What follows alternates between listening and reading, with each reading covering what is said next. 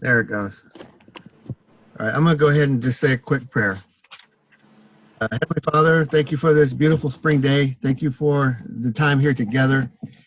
Please open our eyes to the things you have us to learn from your word as we just seek to understand, grow in wisdom, grow in knowledge. Just help us be your people. Just teach us. And we just love you, Father. Thank you for this day. All right, so we were in chapter 6, and we had moved on. I'll just pick it up with 6:11. I'll read a few. Does somebody want to read after me? Just pick up through 16, and then somebody pick up at 17 and read to the end. So, chapter 6:11 in the Peshitta. We desire that every one of you show the same diligence toward the fulfillment of your hope, even to the end, and that you be not slothful, but be followers of those who through faith and patience have become heirs of the promise. For when God made a promise to Abraham, because there was none greater than himself by whom he could swear, he swore by himself, saying, blessing, I will bless you, and multiplying, I will multiply you. And so he was patient and obtained the promise. For men swear by one who is greater than themselves, and in every dispute among them, the truth settlement is by oath. So that's 17.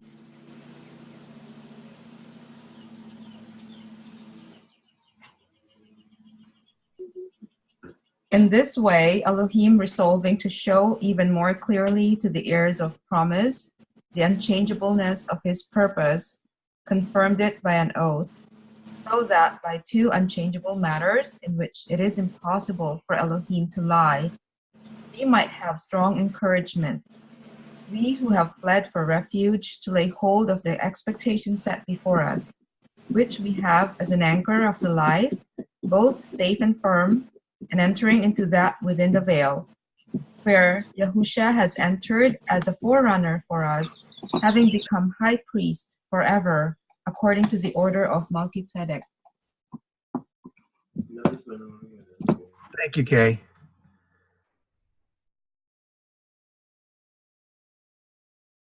So the first part of chapter 6, we had been looking at the author was encouraging them to move beyond the basics of the faith, explaining how you don't want to fall away and the need to go back and do the same thing over and over. Once you've grown to a point, you should not be turning back to need to repent and start once you've tasted of the heavenly gift. And that ran through all the way through the end of verse 10, really. And then what we just read was the author's kind of, I think, switching gears to another thought. We desire that every one of you show the same diligence toward the fulfillment of your hope, even to the end. So I think he's kind of capping off what he had previously said in the first part of chapter 6. Does that kind of, when you read verse 11, does that kind of seem like what the author's doing? Kind of summing it up, and then he's getting ready to move on to another thought. That's kind of what I get out of it. And that you be not slothful, but be followers of those who through faith and patience have become heirs of the promise. Okay, what is the promise?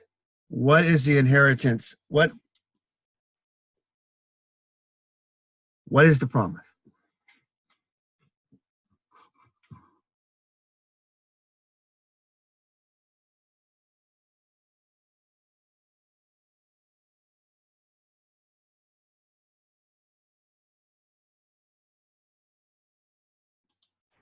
If we've come into the household of the Son, and kind of looking back to like verse 2,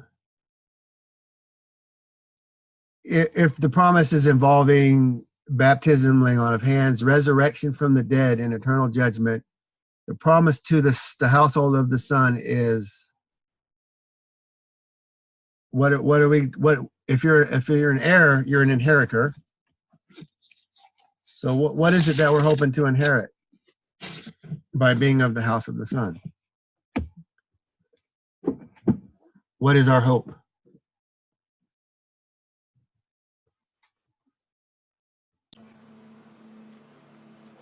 Inherit the promises that were made to Abraham, for we are not of his seed, but we are grafted in. Those promises that he shall give all this land, all this wealth, all this country, the earth. We shall be, he shall be firstborn among many brethren, so we will be his brethren also upon the resurrection, spirit-born life. To inherit the kingdom of God, inheritance. To be an inheritor, you have to be of the line or the bloodline of that family. And we're grafted in through Yeshua. Going with the Abraham, you mentioned Abraham. What are the promises? It's in verse 14, and I'd like to hear it in a different, maybe even the Young's literal or just any other version. There's the author states some of the promises. So that's 6:14. What do you got in your version? Me? Yeah, or anybody. Saying most assuredly, I will bless you, and I will surely multiply you. That's Hebrew Names version. So, what do you think that's part of the promise is to be multiplied and to be blessed? That's inheriting part of that promise. So, what would that look like to people like us if we're partakers of that? Let's not say we're resurrected, because we're not resurrected from the dead yet. We're still all going to die in the flesh. But if we begin to be inheritors of this, what would that look like? What do you think? What would you like to see? What's your thoughts on that? Anyone? What is multiplied? What is blessed? I think the blessings come not only spiritually, but physically. In verse 17, in this way, Yahuwah determined, being shown that more abundantly to the heirs of the promise, the immutable of his counsel, and interposed with an oath. So what would that look like for a people? To show more abundantly to the heirs. Yes. The promises and the blessings. So basically you're asking what are those blessings? Yeah. What are those promises? For us today to be partakers of that, to be coming into the household of the Son, because the author in verse 11 is, we desire that every one of you show the same diligence towards the fulfillment of your hope, even to the end. The fulfillment of our hope is that we are to be inheritors of the promises. We're going to be part of the covenants made. So if we don't know what we're hoping to get, what we need to know what we're focusing on, what we're hoping for. Motivations. What's the benefit of being in the household of the Son now, and what promises are made that we can, start cashing in on? I know it's kind of tough, but I got the joy down in my heart. Down in my heart. Where? Down in my heart. What I see, and this is very, very simple. Before I was in the belief, there was a lot of things that were troubling to me that caused me to feel disdain. And I'm not saying that now that I'm in the belief, I don't have any of those feelings. What I am saying, though, is my focus is not on those feelings. Kind of like what George is experiencing right now. What the Father has done with me has shifted my priorities, which is referred to by Paul as the constant renewing of your mind, which I'm not complete yet. But through learning these things in Hebrews and studying these principles, right, and understanding that we're not the biggest thing in the world, and humbling yourself and understanding that there is a teacher who came before us that showed us the way, and trying and striving to follow his example, not by our own will, but by the will of the Father who sent the one who came and showed us, who essentially, if we do his will, he sent us too. So the whole point is to try the best that we can to exemplify that in everyday speech and activities. And if you're having more than a 5-minute conversation with somebody and scriptures does not come up, then move on, because that's not the person you're supposed to be talking to. It's just if we're not promoting the kingdom, well, if we're promoting a kingdom all the time, which one is it?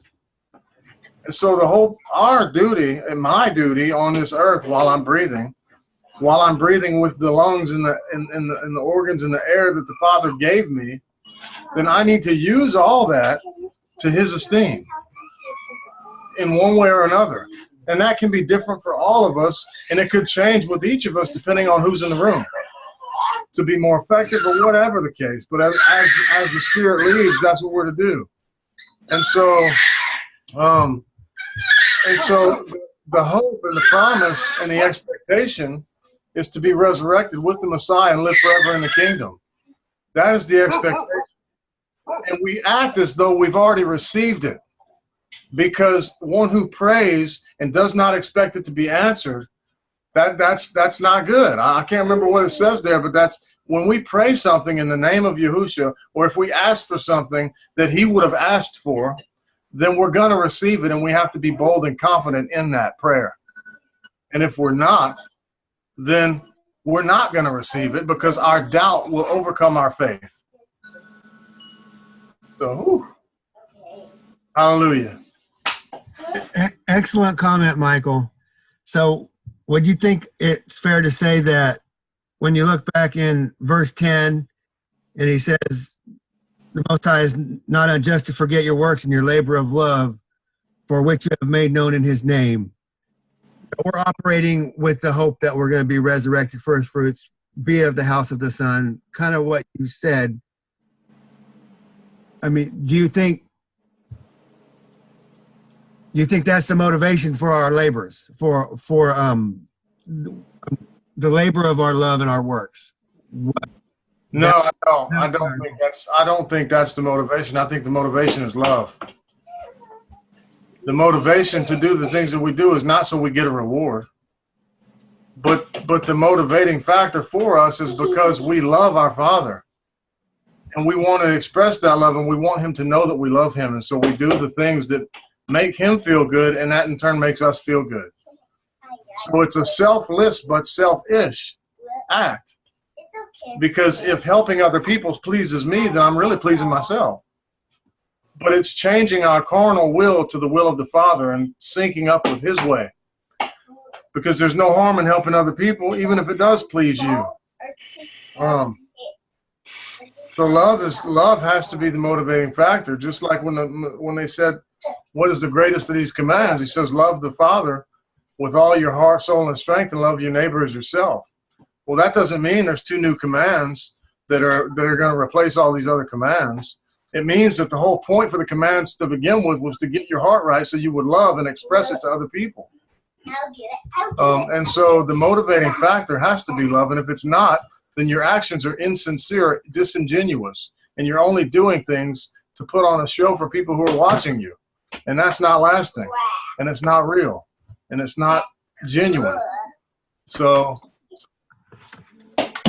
do you think that if you're counting the promises of the Most High and laboring towards the end, working in the belief that he's going to deliver on the promises he's made, and you're also motivated just by belief and trust in his promises? I'm not saying that's not loving. I'm just saying it may not. Am I making any sense at all to you? My attitude on that is this. There is no question at all throughout all of our lives and those who came before us and through scriptures all the way back to Adam that the Father will always deliver on his promises every time without fail. Now, another thing, though, to remember, though, is that even if we are doing everything that we feel like we're supposed to be doing, we could experience loss, devastation, death, whatever the case. And if we ever have a doubt in those moments, we go back to Job's example, and we see what happened to him. There are tests and trials for even the most devoted believers. Okay, so what we have to remember in those times is that we have not been forsaken, but those are the times that our faith should be the strongest. And so we do know that the Father will always honor his promises and deliver on them. But that goal, the end goal, though it is somewhat of a motivating factor, today when or any day if I'm out, helping somebody do something, it'll always be on your mind. But if love is not your motivating factor, then nothing you do will be sincere. It's just not. So it's all kind of tied in together. But there are some who would say, well, I want to have that mansion. Whatever, I'm just using a silly example. I want my mansion in heaven, so I'm going to do this, this, and this. They're working towards a tangible blessing. You see? But the tangible blessing is not some mansion.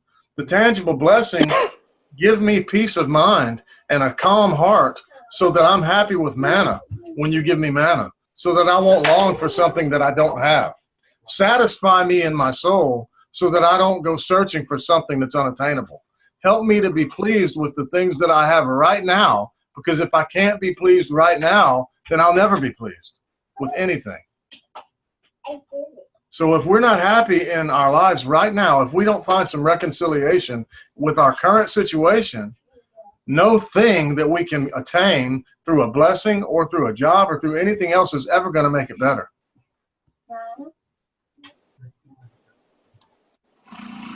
Thank you, Michael. It looked like Kay, you had something to say about a few minutes back. Did you want to comment?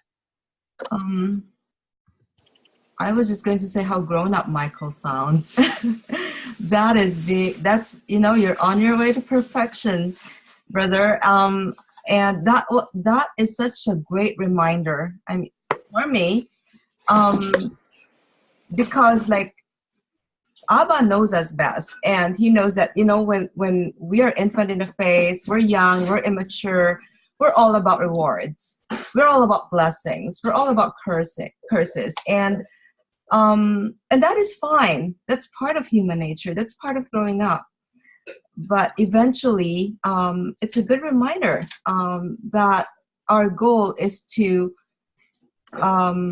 love the Father. That's the first love. That should be our motivation for everything that we do. And if that is reward enough, just pleasing Him, it will solve a lot of problems. It will take away a lot of fears, a lot of worries. And it will make me more selfless, more less fearful of being generous and just helping and just giving of myself. And the great news is it's a work. We are all works in progress, and Father is very patient.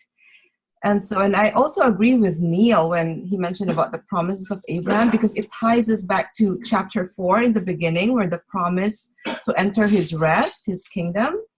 So that's a promise. And if we keep at it, if we stay faithful, it also says in verse 10, just, a verse up, Elohim is not unrighteous to forget your work and labor of love. Again, labor of love. So there, which you have shown toward his name, in that you have attended to the set apart ones. And I'm thinking this is the brothers and sisters, the set apart ones, the neighbors, and still attend. So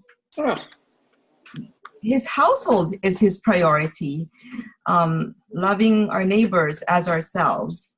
So that's a priority. And, loving outsiders will be an overflow of that. But it's, of course, it all begins with the love for Abba, and everything else should be an overflow of that great love, our first love.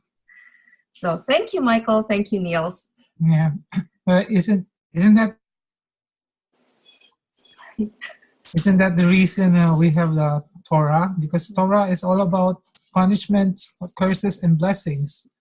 So it's good at first, but we are expected to grow up to the point where we operate on, like what Michael said, 100% love.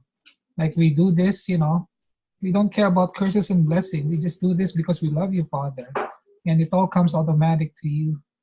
Yeah, but it's really hard, It's really hard to, progress, We still, as far as I'm concerned, I'm still, working with the curses and blessings. So. Yes, and I want to say that a radical thought that Michael put forth about, if you talk to somebody for 5 minutes and you don't mention anything about the Father or, or faith, you have to, move on. I said, I'm going to end up not talking to anybody. You talk only on Saturdays. But that's very radical. Food for thought. Great comments, Angs. Thank you. All right, George. Come on, man. Really, I can't add to this. It's all good, other than it's all about hope. The bottom line is the hope in our Father, and He's in control. That's the only thing I do have a vague grasp on. I'm not saying I never have doubts in things. I ain't nothing but one big doubt most days, it seems like. You know what I'm saying? But it's all about hope, and His promises are true. Whether I believe it or not, they're still true, So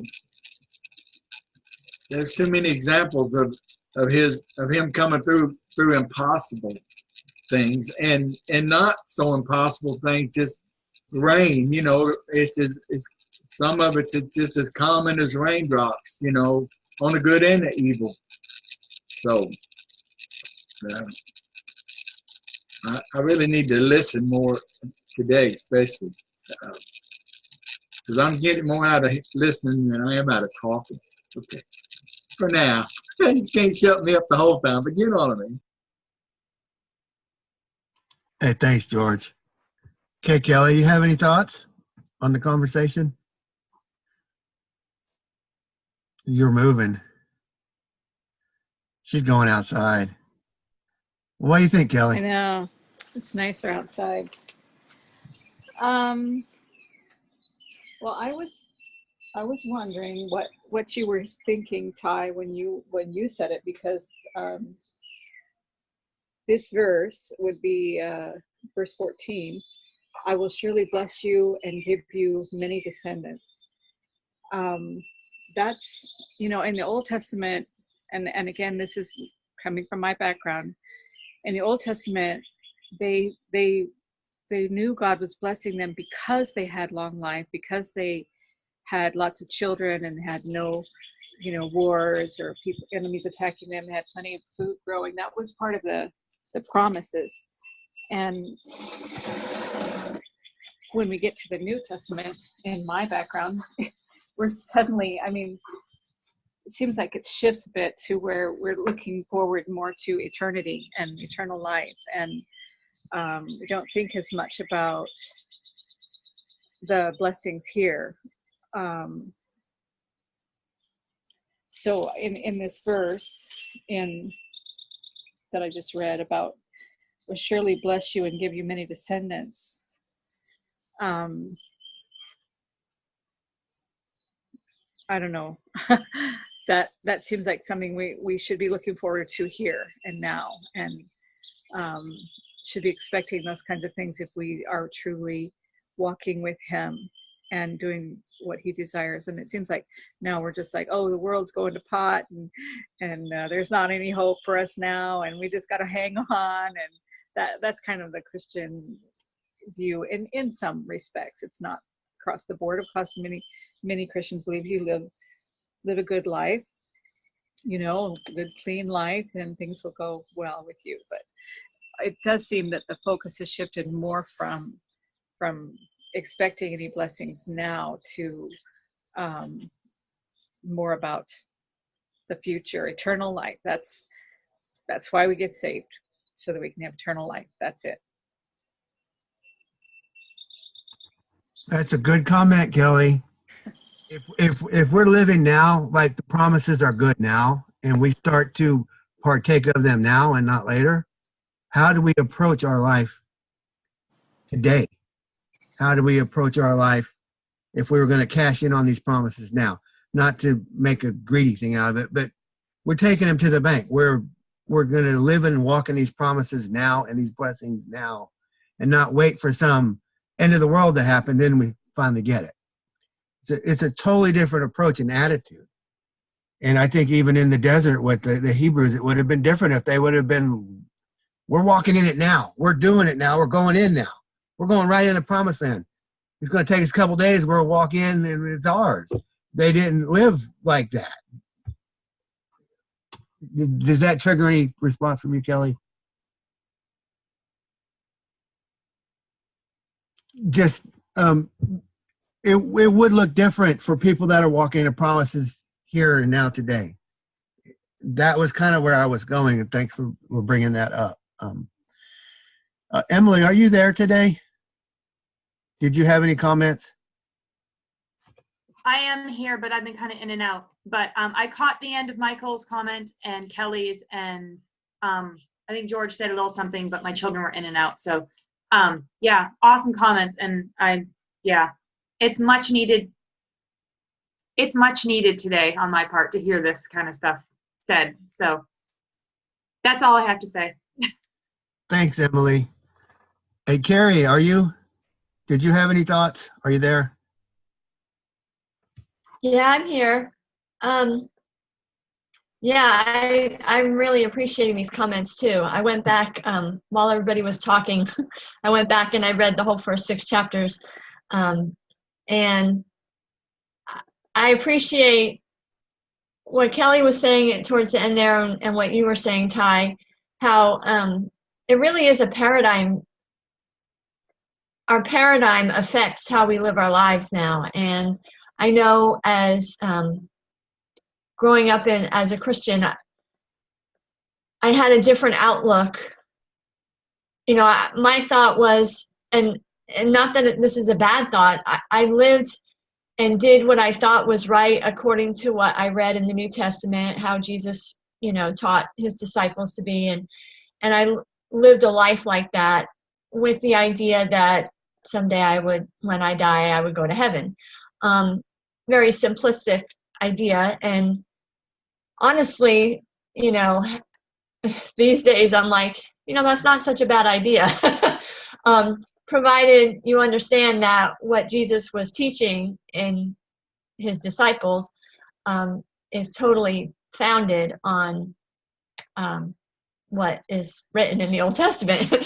So if you can hold on to that and learn how to be able to discern the clean from the unclean and the holy and from the profane, not in the way physically, not only physically in the way of what meat you're going to eat, or whether you bathe yourself after certain activities or whatever, but spiritually, being able to spiritually discern these things and live that way, and that's an area of where I feel like I neglected growing up, not understanding the need for holiness, and I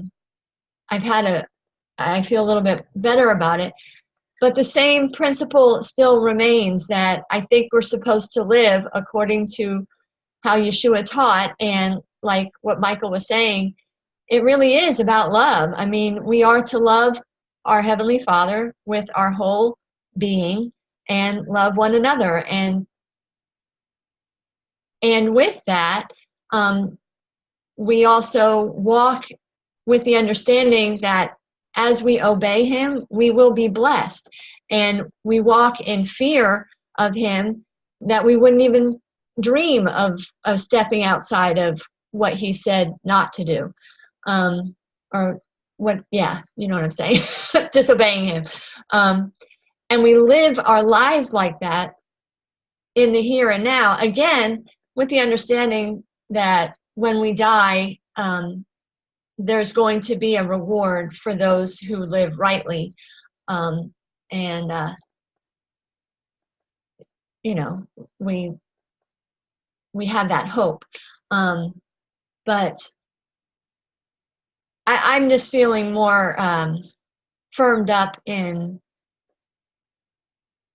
understanding our role as the Son, or our role as the anointed, as being anointed, and that it's more than just I'm going to go to heaven someday. It's something that is a responsibility that we have in this life.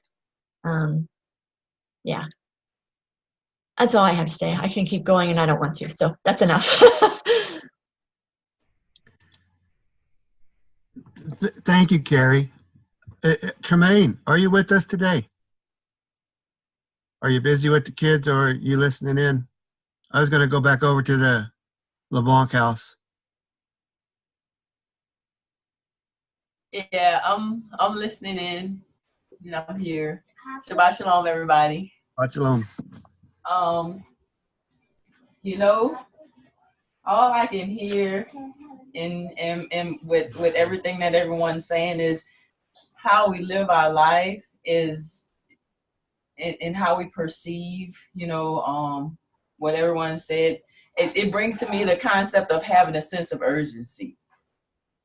And there's an example that I have from this past week. I was talking to Salah, our 4-year-old, and she was like, "Mama." So we turned on Amazon Prime, and they had this show on. She was like, "I want to watch something." And so they had this show where there are these animals that live in the safari, and there's no words to it or anything, but they just it's like a comic type of show with the animals interacting with each other. And she was like, "I want to watch the elephant one." And I said, "Well, baby," I said, what do you get from that elephant show? What does it teach you? And she said, "I don't know." And I was like, "Okay, well, when you watch David and Goliath, what do you get from David and Goliath?"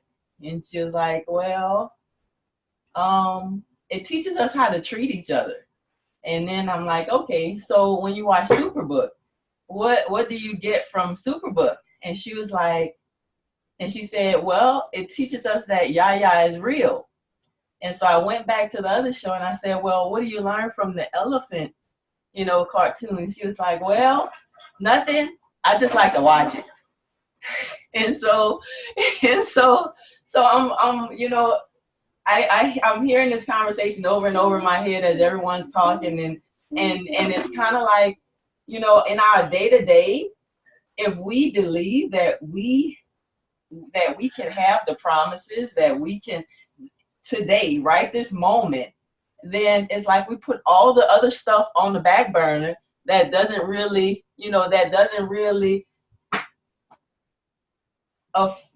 have a positive effect on how we treat each other, or to show that our Father is the Almighty, and He's living, and just the in terms of a mindset, it's just the peace and the comfort and the hope. And even though we may have things that go on that seem like that seem what's the word, like overwhelming, because we have all this packing and stuff to do, and it's like both the babies are teething, and I hardly get any good sleep, and then when it's like all this stuff is piled up, and so I'm just like, it's just that overwhelming feeling just in the basic day-to-day it's like we can get into a mindset very easily. I know I can get into a mindset very easily. I'm like, oh man, I have all this stuff to do. And then Yizzy has an accident, and there's there's waste, there's pee, or all over the place, and now I have this other thing that I have to clean up. So it's like how we address those things and look at it, and the effect that it has on other people, and how we I'm just gonna kind of stop, and after I say this, it makes a big difference on whether we live our lives from the day to day and live it joyously, or live it from a defeated perspective. And it's a reflection of if we're in a valley, or if we think we're in the wilderness, or if we think that, or if we believe that we're walking in the Messiah, and that He abides in us, and that the Ruach HaKodesh is here and teaching us and guiding us through these things. Okay, I'm done. I don't know if any of those made connections. That's what was going on in my head. Thank you, Tremaine. Michael, did you have more?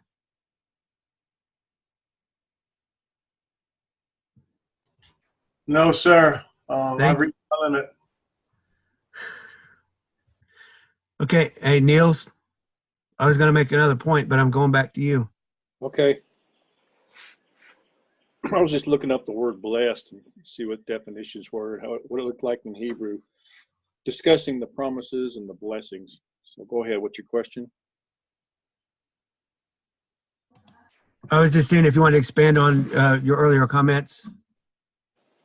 I was going to, I'll go ahead with my question. I'm kind of paraphrasing Hebrews a little bit. I think the promises pertain to salvation. So the heirs of the promise of salvation should be working diligently through faith and patience to the fulfillment of our hope. So what is the work that we should be doing? I think the author is very much pushing towards work. Do some work. Do something. You have the hope. Now, what are you doing with it? So what would our works be today? Do you have any thoughts on what that might look like today or tomorrow, this week? What works pertaining to salvation, pertaining to us that believe in that? What would that look like in our lives? If we have this, I forgot how Tremaine put it, but we have this need to do it immediately. We have this urgency to work in these things. What would they be? You have any thoughts on that? Well, we are told to seek His kingdom first. When we seek His kingdom first, we exhibit the fruits. The fruits that we bear, you shall know them. Like Michael was saying, you can tell after a while, after you meet someone or talk to them for a while, what their position is in life, or what their purpose is, just to work and make money and live with greed and selfishness, or themselves or others. But how do you seek His kingdom first? We seek it through knowing Him, letting Him live through us with His Spirit.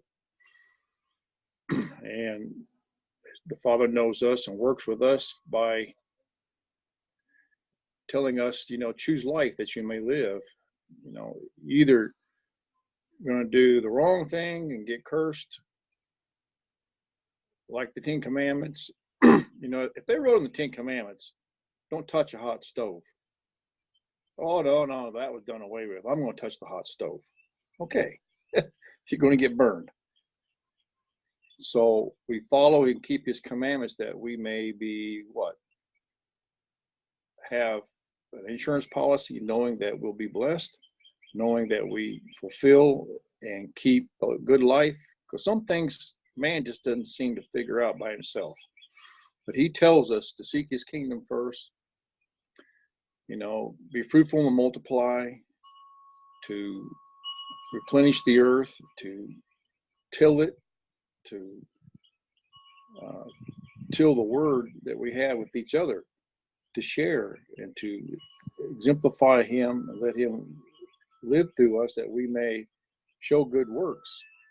Those works that we have should be known by the fruit that we expel on our trees of life that we have, through our children, through our work, through our the way that we give of ourselves to others, either physically or financially, or gifts that we may expound toward others, that they may see the hope that is within you, the hope that we exemplify or show or reveal, or like a sign, a stop sign reveals you better stop, or you could have an accident there.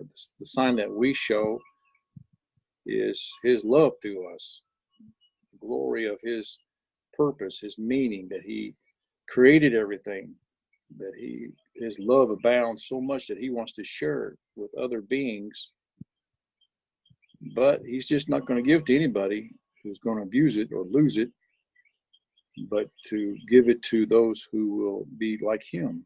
And that's what his purpose. He's molding and shaping us, testing us, that we may grow and be in strength like him, purifying us through heat or troubles.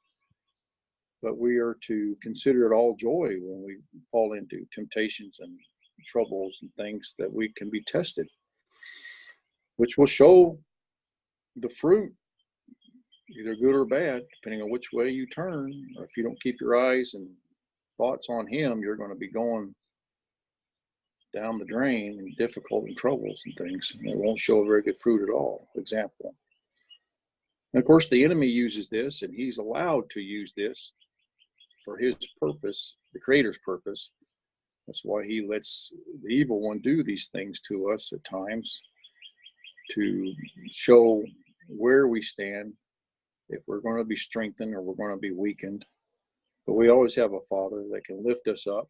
We can repent of our doing and return to him, and to get back on track and to grow. We know that faith without works is dead. And we're not justified by our works, but faith without works is dead. We must have that faith. But we'll show through our works what our faith is, that they grow together and make it a stronger faith.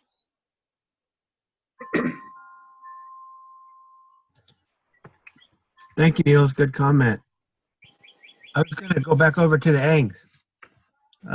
Kind of looking at that same question. What are the works? What would the works be today, presently? Looks like Michael's ready to go. He's working on chewing. Well, a couple of things I got out. I kind of just wrote some bullet points when you were talking, Niels. Some of the works would be obedience, giving, growing in strength, and bearing fruit. And I want to go back to what Michael said earlier. I think the fruit that we should be bearing is the fruit of love. It should just be love, not necessarily in the context of what society says love is, but what the Father says love is. We should be demonstrating that fruit.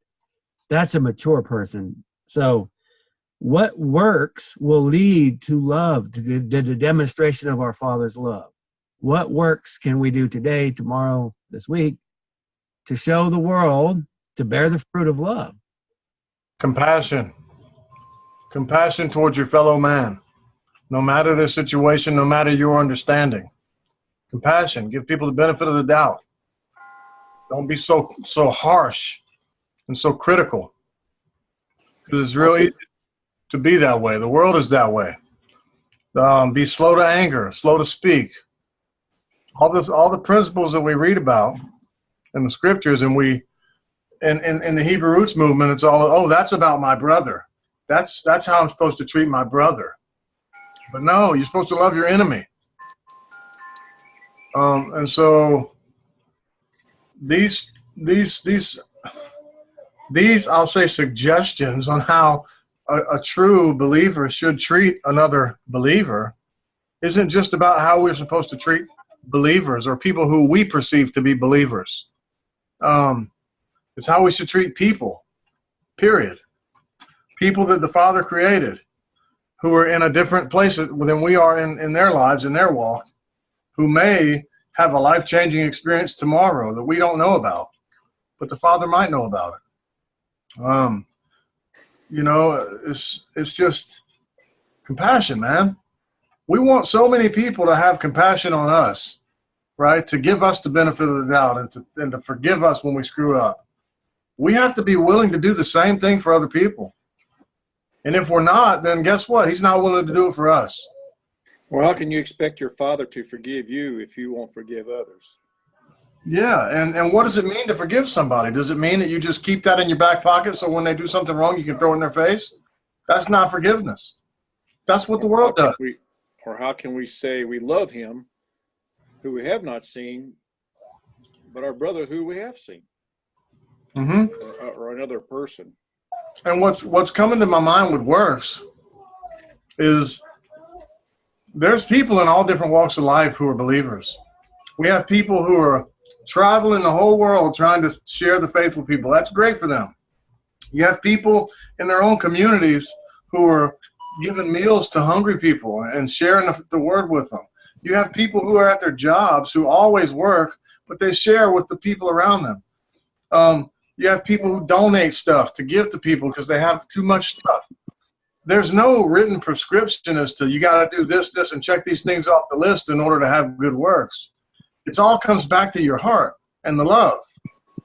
If you're selfish and you want to hoard the gifts that you've been given, then that's fine. That's going to be your blessing. But if you want to bless other people with the abundance you've been given, then your reward is from the Father. And it might look to other people like you have no reward, and that's okay. Because they don't, the funny thing is it's so, to us, like to other people who see us live the way we live, they're like, man, I couldn't live like that. I don't understand. But to us, we're so happy. We have so much joy, living the way we live. But people who are caught up in a different way of life don't see that. And that's okay. That's the way the Father set it up. He said, if you delight in unrighteousness, you'll be given the heart to believe the lie. And if you pray for others to hear, then you will have your reward. So it all boils down to love, but the question becomes, how do we define love? Love is a selfless act. It's not a feeling that you get. It's a decision that you make to how you're going to treat your fellow human. It is putting others before yourself. I got a good definition for it. Love is patient, love is kind, love is long-suffering. Love is an outgoing concern. That's a good one. That's good. So, being parents, having children is a wonderful way to try to start or begin to understand being selfless or putting someone else first. So the Father, he set things up in that way, and that's why we even call him Father, because us as fathers can relate to him and his relationship to us, wanting to take care of us and do things for us. But it all boils down to, I'm hearing the birds chirping, and I'm thinking about the sparrow. Remember the sparrow? That even he has what he needs for today, and he worries not. So why do we worry so much? Doubt and worry is the opposite of faith. So anyway, I'm going to stop there because I could keep going. I wanted to, Carrie made a good comment. I wanted to call on her. If anybody else wants to say something, we have just a few minutes left. Just raise your hand at me. I'll call on you after Carrie. I'm going to go ahead and, are you there, honey? Go ahead. Yeah, I'm here. Expand on your comment you made in the chat. Okay, I made a couple comments. My first comment was, I think we need to do what he said and speak his words, discern and judge and rule rightly, teach others the truth, train up the next generation, intercede on behalf of our fellow man before our Maker, and we need to reproduce after like kind, both physically and spiritually. And then my last comment was, speak and live truth and stand against the falsehood. I think that I like what Michael was saying, and I like what Neil said about love being an outgoing concern. And I believe that love is an action that we can do, but sometimes it's hard. Like I said, growing up in Christianity, I knew that I was supposed to love my fellow man. I mean, I knew that I was supposed to be loving and kind and compassionate to people, and I was like that. But one of the things that I was lacking knowledge and understanding about the Father's ways that are talked about in the Old Testament. And I was raised up in a culture in the world that teaches us about the world. And I lack the foundation of what Scripture teaches us about the world, or what the world, as far as the creation itself, teaches us about both the creation and the Creator. And I was really ignorant of that. So I think that when Ty's asking about what works we should be doing or could be doing, we need to figure out what is true, and then we need to testify of it and live our lives in alignment with that. And what I mean by,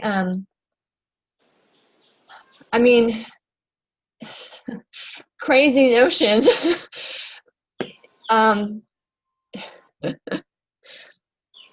We're raised to believe we have a worldview that we've been presented, and that worldview is, I don't know, I see it false. For example, I don't care, I'll drop the F-bomb. I think that the flat earth is something that needs to be reassessed.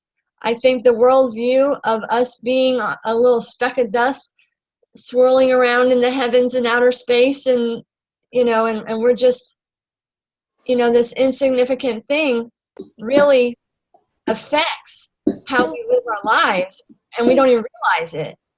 So we need to reassess that, and in the reassessing of that, we need to change the way we approach life and not carry on with that falsehood and trying to just candy coat it and just, oh yeah, we're living in a wicked world, but we're going to love everyone through it.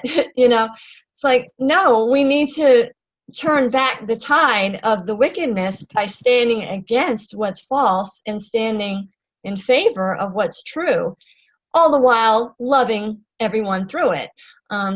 It's not either or, it's both. So anyway, that's just an example of works that I think of that can be done. Whatever truth that has been revealed to us, we need to, if we're convicted of it, we need to speak it. We need to stand on it. We need to live according to it.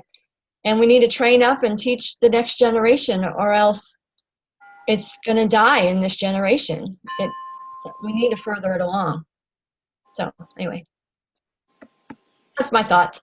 Go ahead, Michael. We have a couple minutes left. I need a couple of them, but go ahead briefly if you can.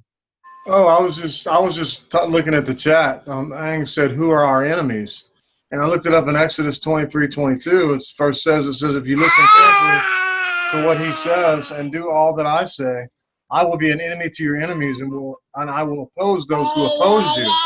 So it's not that we have the nemesis, but looking at this principle, your enemies would essentially be all those who oppose you. And so if anyone opposes you, be kind to them. Love them. Because, and quite honestly, more times than not, when you do that, you kind of take the fight right out of them. So. Thanks, Michael. Go ahead, Kelly. I had a question for Carrie about turning back the tide. And again, it seems that we are convinced that there's no hope in turning back the tide, at least in the Christian world, because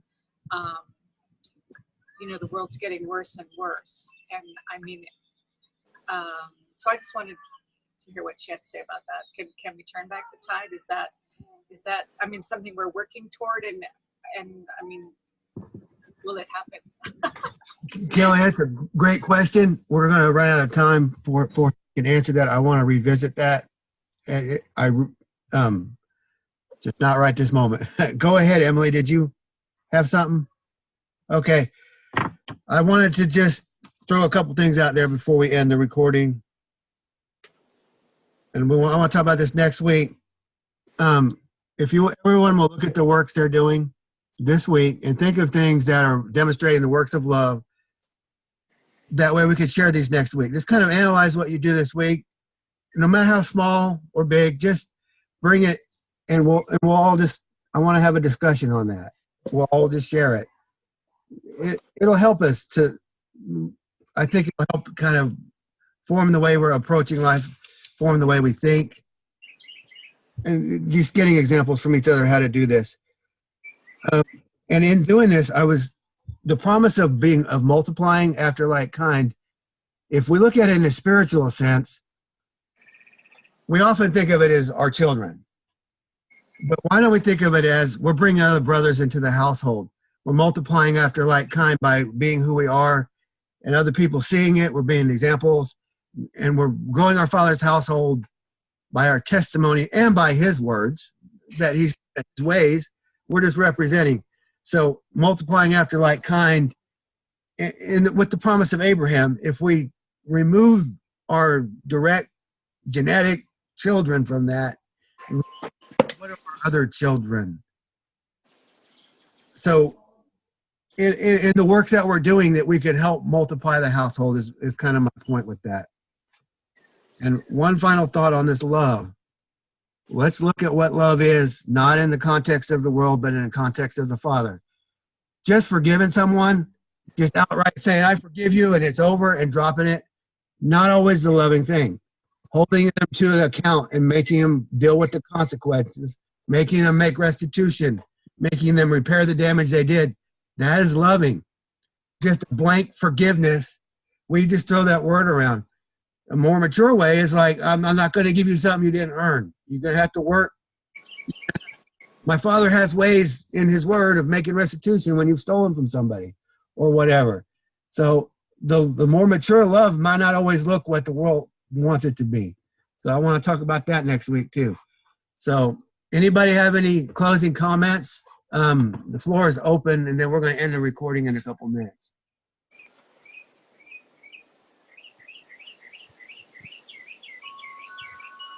Yes, you can. Jermaine has something.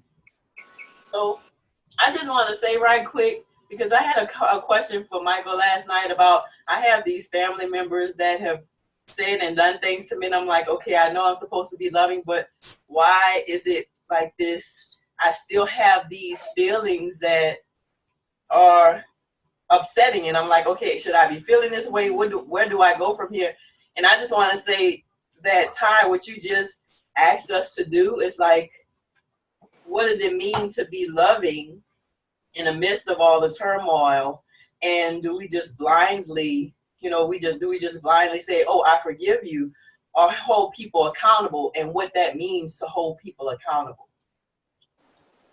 I would stop there. So what she told me was, she said, wow, what he just said answered my question. So yeah, that's great. All right, so everybody, please do your homework. I definitely want to hear about your works this week, and I'll try to come up with something to share. So for myself, I hope I have some. I think we all do it without knowing it, so be mindful of that. I think it'll really be a blessing. So let's talk about that next week. Let's go ahead and end the recording. Shabbat shalom, y'all. Thank you for being here. Thank you for your time. Hope this was helpful today.